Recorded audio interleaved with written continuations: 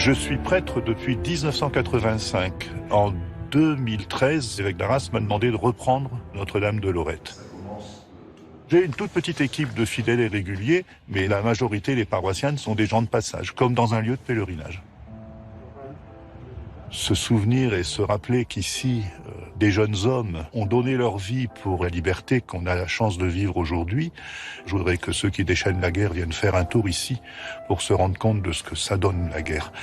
Quel gâchis, quel gâchis.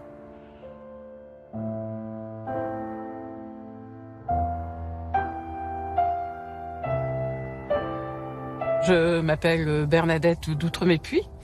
J'habite à un petit village situé à quelques kilomètres, Villers-au-Bois, dont je suis aussi le maire. J'appartiens à la garde d'honneur de Notre-Dame de Lorette. C'est 4000 personnes. Le rôle, c'est de monter la garde une fois par an pour accueillir les visiteurs. On nous demande aussi régulièrement de repérer une tombe, donner quelques petites indications historiques aussi. Ici, c'est vraiment, on a ce désir de paix. J'ai une impression de prière plus forte ici que des fois dans une simple paroisse. Ouais.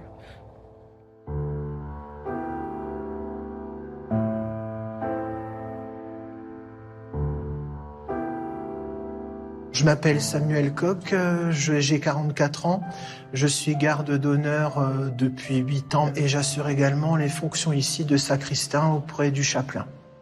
Alors ici, nous sont rassemblés à l'intérieur de la tour lanterne les ossements d'à peu près 6000 soldats, donc dans l'ossuaire qui est présentement ici.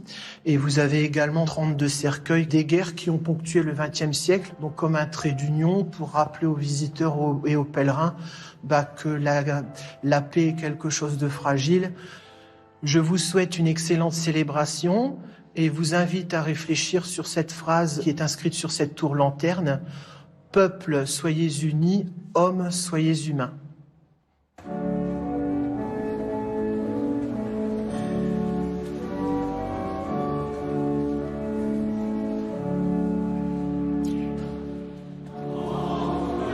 Merci Samuel de nous accueillir avec ces mots forts d'union et d'humanité. Bonjour et bienvenue dans cette chapelle de Notre-Dame de Lorette. En ce temps de carême, nous poursuivons notre route dans l'apprentissage du pardon et la recherche de la justice. Sur cette terre meurtrie, les gardes d'honneur perpétuent un devoir de mémoire pour nous rappeler, comme l'a fait David Milla il y a quelques minutes, la fragilité de la paix. Ne jamais oublier pour ne jamais reproduire les erreurs du passé.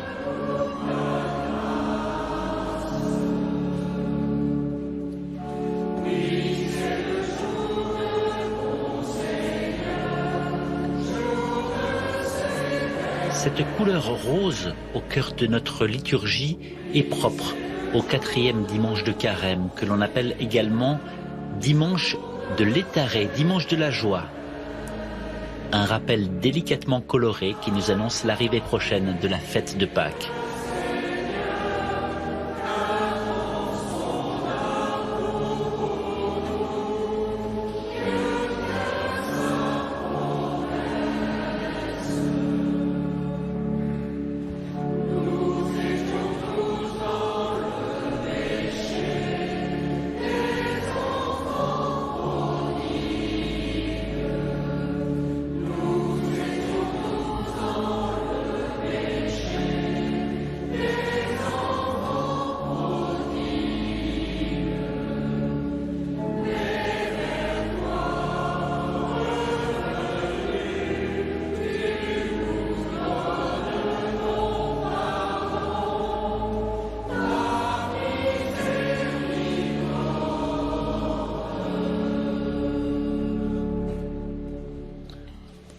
Au nom du Père, du Fils et du Saint-Esprit. Amen. La grâce de Jésus le Christ notre Seigneur, l'amour de Dieu le Père et la communion de l'Esprit Saint soient toujours avec vous. Et avec votre esprit. Nous sommes heureux d'accueillir les téléspectateurs et aussi les téléspectateurs de Belgique qui nous rejoignent ce matin par la télévision et les équipes du Jour du Seigneur et de France Télévisions. Ici, à Notre-Dame de Lorette, le feu de la haine a labouré la terre et l'a abreuvé du sang des combattants du monde entier. Cette même terre crie aujourd'hui sa soif de pardon et de réconciliation. Elle attend du ciel, des hommes et des hommes, la fraîcheur d'une source de paix et de fraternité que seul peut faire jaillir en nous et pour nous l'Esprit Saint, dont notre Père du ciel est Jésus, notre Dieu et notre frère. Cette terre d'Artois est le symbole de toutes ces terres, aujourd'hui ravagées, qui aspirent à la paix comme un appel, une espérance, un don. C'est cette paix qu'avec tous nos frères et sœurs en humanité, nous voulons accueillir en entrant dans la célébration. Je confesse à Dieu Tout-Puissant, je reconnais devant vous, frères et sœurs, que j'ai péché en pensée, en parole, par action et par omission. Oui, j'ai vraiment péché. C'est pourquoi je supplie la bienheureuse Vierge Marie, les anges et tous les saints, et vous aussi, frères et sœurs, de prier pour moi, le Seigneur notre Dieu. Que Dieu Tout-Puissant nous fasse miséricorde, qu'il nous pardonne nos péchés, nous conduise à la vie éternelle.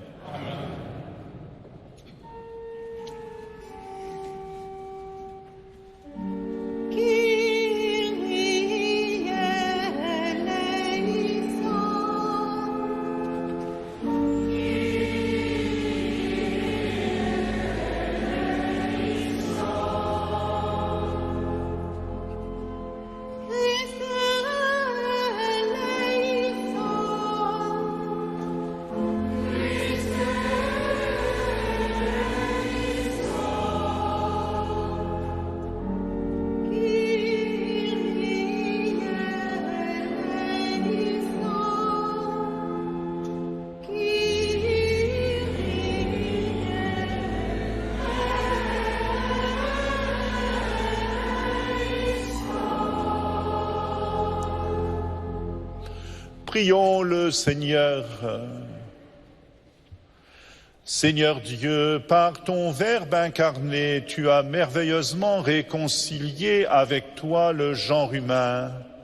Accorde au peuple chrétien de se hâter avec un amour généreux et une foi ardente au-devant des fêtes pascales qui approchent, par Jésus-Christ, ton Fils, notre Seigneur, qui vit et règne avec toi dans l'unité du Saint-Esprit Dieu, pour les siècles des siècles. Amen.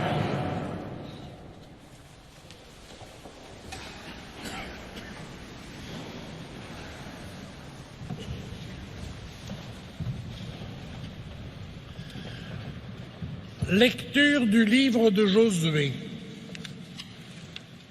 En ces jours-là, le Seigneur dit à Josué, « Aujourd'hui, j'ai enlevé de vous le déshonneur de l'Égypte. » Les fils d'Israël campèrent à Gilgal et célébrèrent la Pâque le 14e jour du mois, vers le soir, dans la plaine de Jéricho.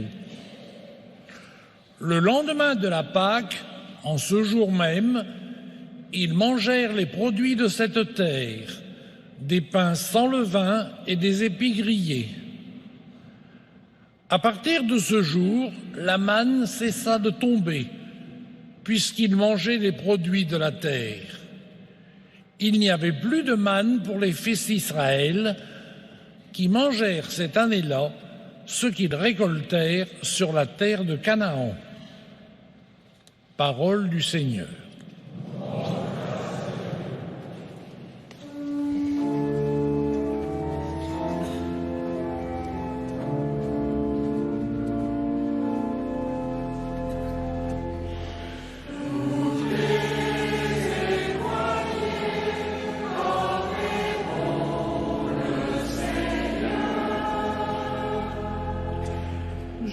Je bénirai le Seigneur en tout temps, sa louange sans cesse à mes lèvres. Je me glorifierai dans le Seigneur, que les pauvres m'entendent et soient en fête.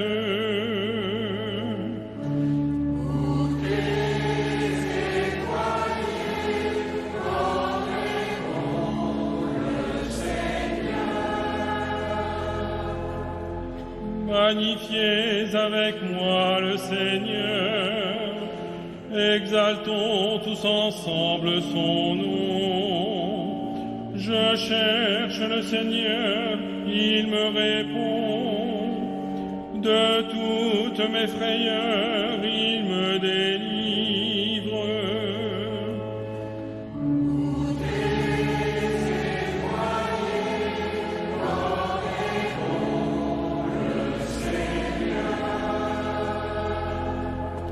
Qui regarde vers lui resplendira, sans ombre ni trouble au visage. Un pauvre crie, le Seigneur entend, il le sauve de toutes ses angoisses.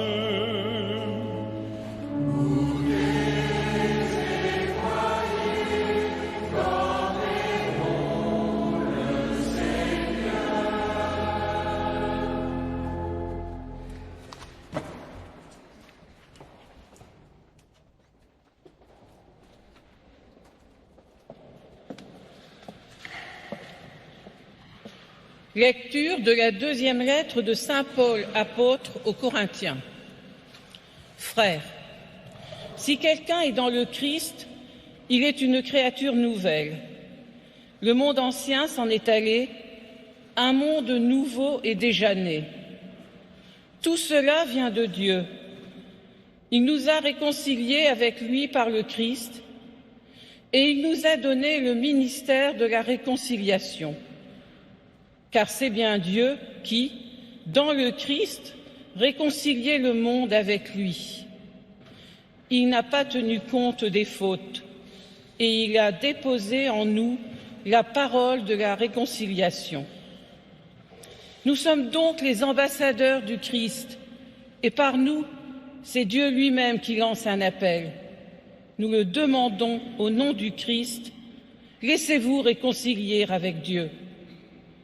Celui qui n'a pas connu le péché, Dieu l'a pour nous identifié au péché, afin qu'en lui, nous devenions justes de la justice même de Dieu.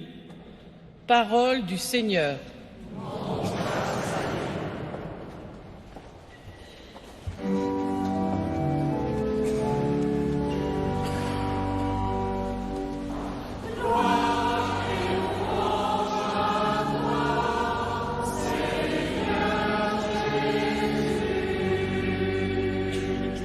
Je me lèverai, j'irai vers mon Père et je lui dirai, Père, j'ai péché contre le ciel et envers toi.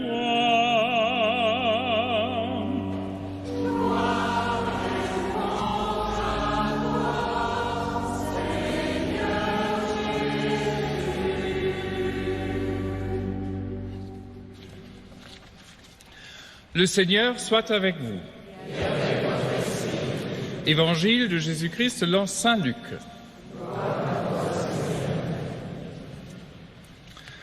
En ce temps-là, les publicains et les pécheurs venaient tous à Jésus pour l'écouter. Les pharisiens et les scribes récriminaient contre lui. « Cet homme fait bon accueil aux pécheurs et il mange avec eux. » Alors Jésus leur dit cette parabole. Un homme avait 2 fils. Le plus jeune dit à son père, « Père, donne-moi la part de fortune qui me revient. » Et le père leur partagea ses biens. Peu de jours après, le plus jeune rassembla tout ce qu'il avait et partit pour un pays lointain où il dilapida sa fortune en menant une vie de désordre.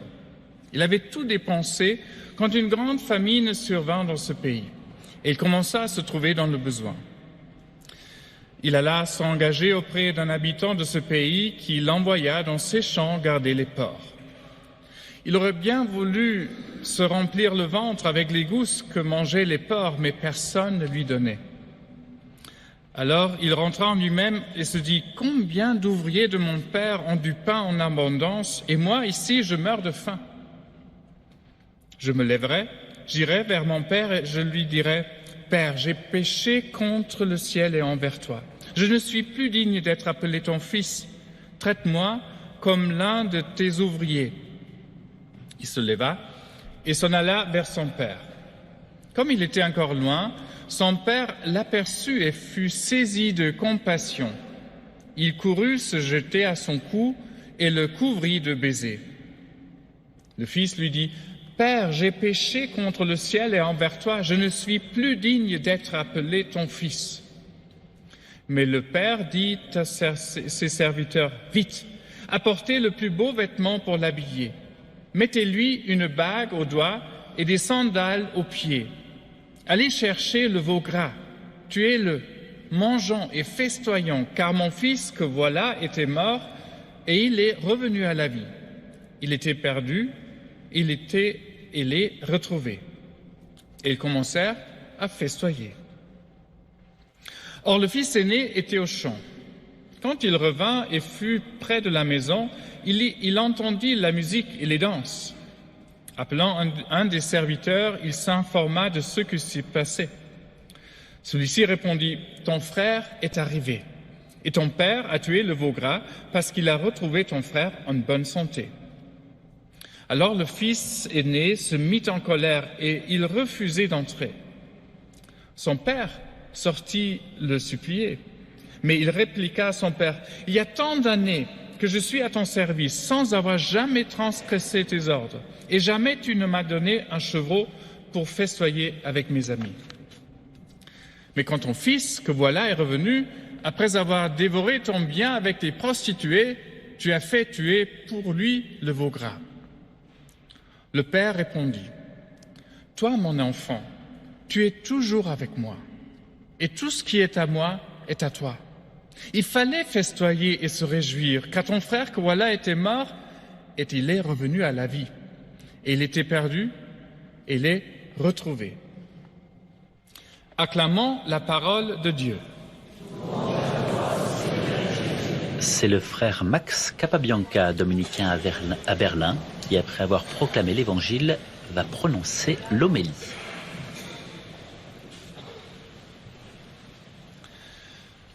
Chers frères et sœurs, nous sommes ici à la nécropole nationale de Notre-Dame de Lorette. 45 000 soldats de la Première Guerre mondiale, la Grande Guerre, gisent ici. En total, 600 000 soldats sont tombés sur le sol du Nord et du Pas-de-Calais entre 1914 et 1918, dans une guerre sans aucun sens et qui mènera à une autre guerre, la Deuxième Guerre mondiale, tout aussi horrible. Ils étaient jeunes quand ils ont perdu leur vie. Jeunes hommes de 20 ans, peut-être 24. Ils ont vécu des horreurs, une violence inouïe. La première guerre industrielle où l'être humain est devenu chair à canon. Pour nous, les chrétiens, qui nous croyons à une vie après la mort, ces morts nous parlent. Jusqu'aujourd'hui, ils nous appellent « Jamais plus la guerre, réconciliez-vous, faites la paix, pardonnez ». Moi, je suis allemand, d'origine italienne, et c'est particulièrement touchant pour moi de célébrer avec vous en ce haut lieu de mémoire, en communion avec l'Assemblée ici présente et avec les téléspectateurs et téléspectatrices en France et en Belgique. C'est depuis le sol allemand que la violence et la tyrannie se sont déclenchées. Et c'est un des plus grands miracles de l'histoire qu'après la Deuxième Guerre mondiale, la réconciliation a été possible entre deux nations qui se considéraient ennemies héréditaires. Cette réconciliation et l'amitié franco-allemande ont été la base pour ce projet de paix qui s'est déployé en Europe les 70 années dernières. Un projet qui, en ces jours, s'est effondré d'une manière terrible.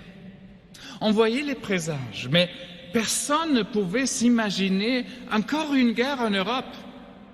Les images de Mariupol nous secouent. Une ville détruite, des mamans qui pleurent leurs enfants, des personnes âgées qui sont forcées de quitter leur demeure. Moi, je vis à Berlin et chaque jour, on voit à la gare centrale arriver des milliers de réfugiés et on est juste au début. Grâce à Dieu, la solidarité en Europe est impressionnante. Partout se mobilisent des gens pour aider, pour faire du bien, pour envoyer de l'argent.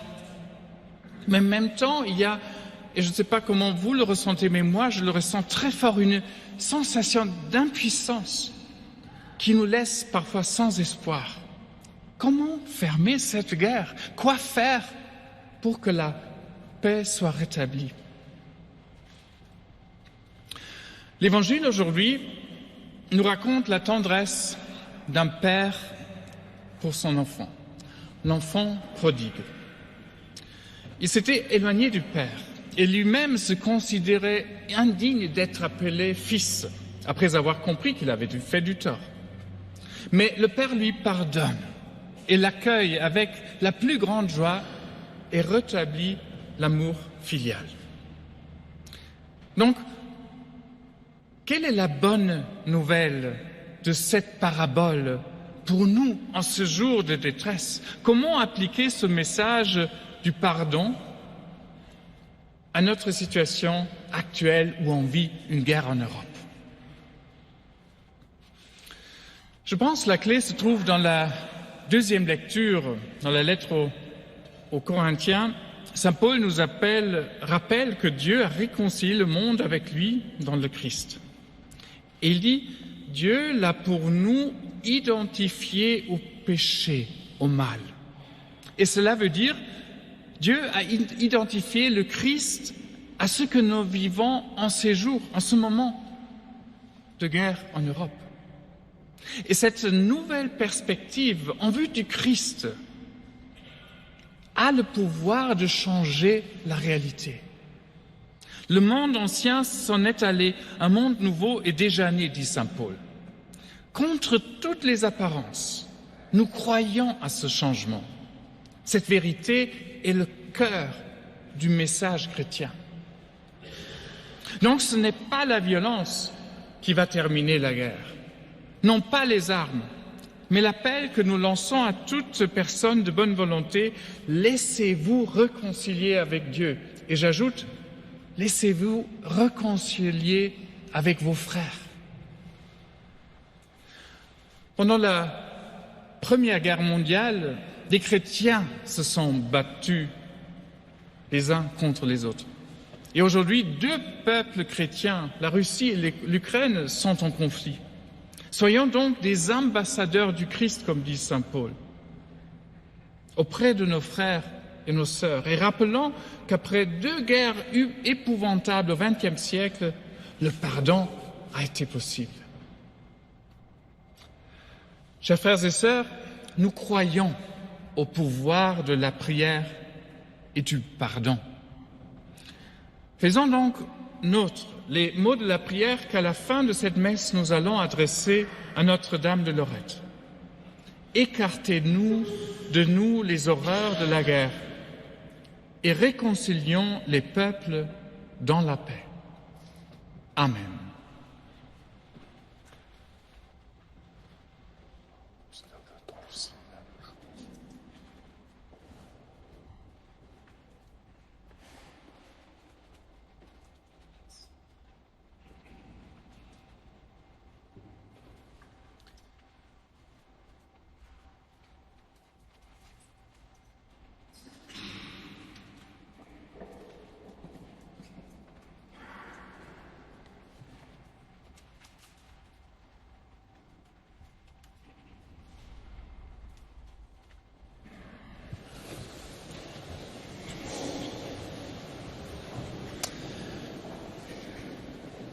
Je crois en un seul Dieu, le Père Tout-Puissant, Créateur du ciel et de la terre, de l'univers visible et invisible. Je crois en un seul Seigneur, Jésus-Christ, le Fils unique de Dieu, né du Père avant les siècles. Il est Dieu, né de Dieu, lumière de la lumière, vrai Dieu, enchanté, parfait, consubstantiel au Père, et par lui tout a été fait.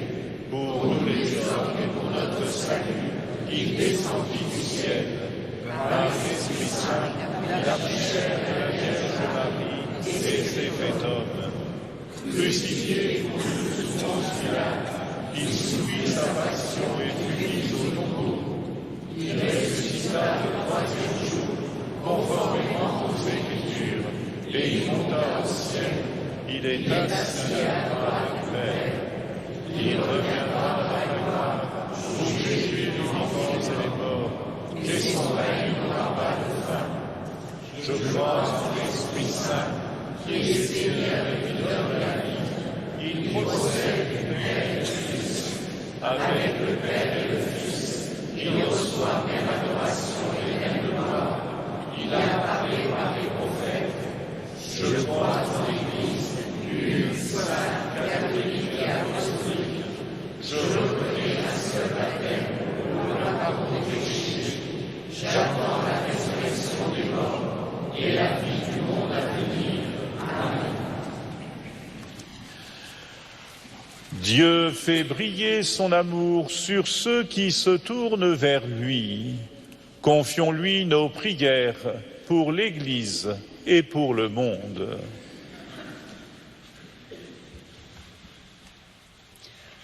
Que le feu des armes, zébrant le ciel d'éclairs, semant les ténèbres de la mort, disparaisse du ciel de notre terre. Que rayonne la lumière de la paix, don de Dieu et fruit de nos efforts, et que brille partout dans le monde le soleil de la justice, du pardon, de la réconciliation, espérance de Dieu pour notre humanité. Dieu Trinité, source de l'unité de notre famille humaine, nous te le demandons humblement. Que Marie, Reine de la paix, ouvre nos cœurs à l'accueil de l'Esprit Saint, source d'unité en nous-mêmes, dans nos familles, dans notre entourage, dans nos pays. Qu'elle nous ouvre à l'audace évangélique pour demander et savoir attendre la joie du pardon. Qu'elle nous aide à exaucer la prière de son Fils à notre Père du ciel, que tous soient un.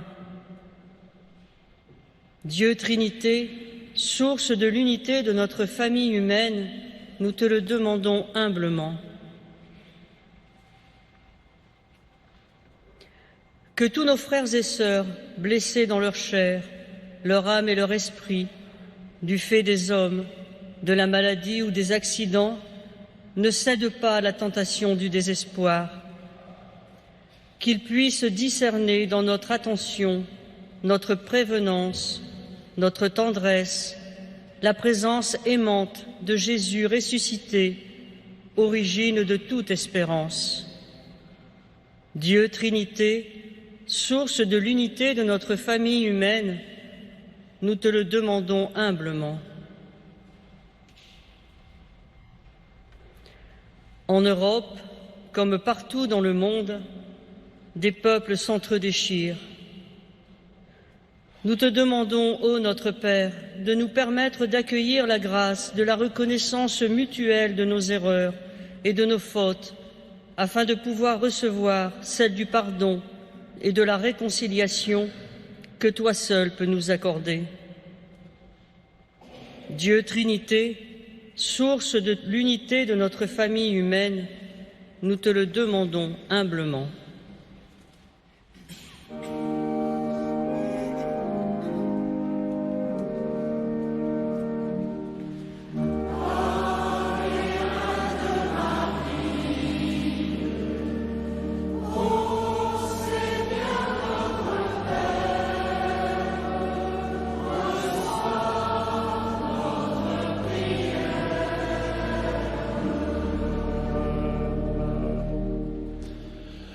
Seigneur notre Dieu, regarde avec bonté nos frères et sœurs en difficulté et tous ceux qui comptent sur toi. Donne-leur ta tendresse par Jésus le Christ, notre Seigneur. Amen.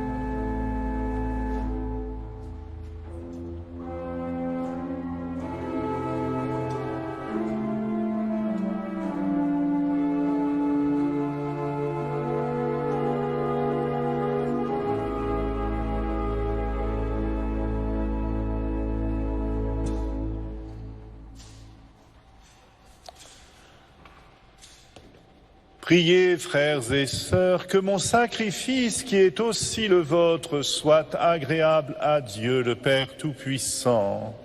Que le Seigneur reçoive de vos mains ce sacrifice à la louange et à la gloire de son nom, pour notre bien et celui de toute l'Église.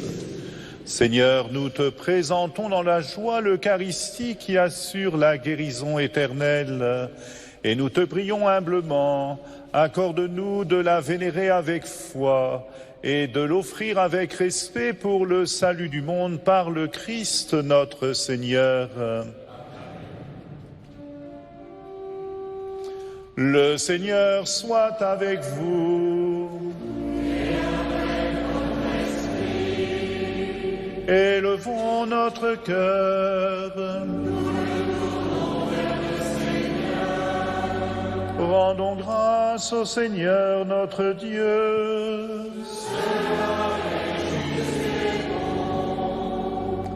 Vraiment, il est juste et bon pour ta gloire et notre salut de t'offrir notre action de grâce toujours et en tout lieu. Seigneur, Père très saint, Dieu éternel et tout-puissant, par le Christ notre Seigneur. Tu offres à tes enfants ce temps de grâce pour qu'ils retrouvent la pureté du cœur, afin que l'esprit libéré des passions mauvaises, il travaille à ce monde qui passe en s'attachant surtout aux réalités qui demeurent. C'est pourquoi, avec les saints et tous les anges, nous te louons et sans fin nous proclamons.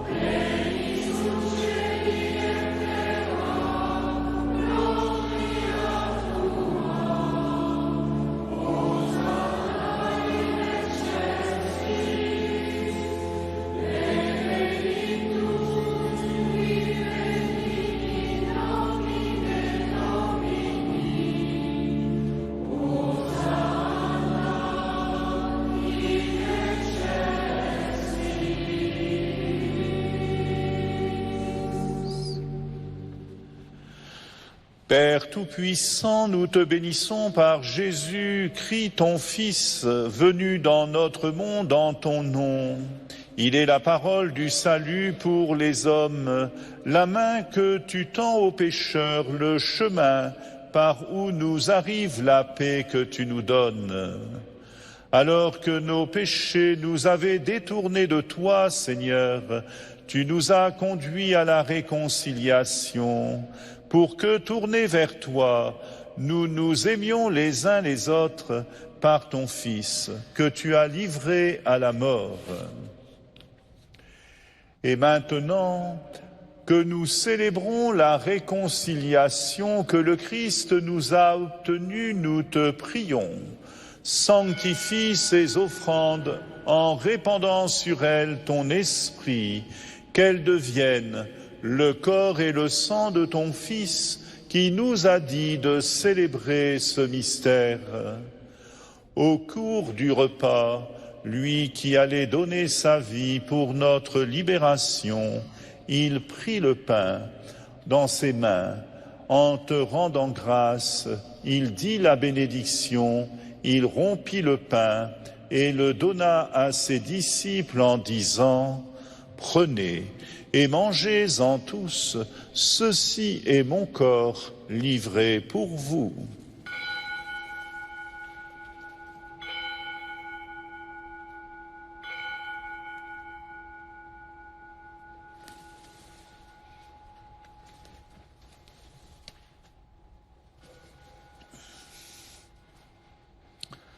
De même, ce soir-là, il prit dans ses mains la coupe de bénédiction en proclamant ta miséricorde, puis il donna la coupe à ses disciples en disant « Prenez et buvez-en tous, car ceci est la coupe de mon sang, le sang de l'alliance nouvelle et éternelle qui sera versé pour vous et pour la multitude en rémission des péchés. Vous ferez cela en mémoire de moi. »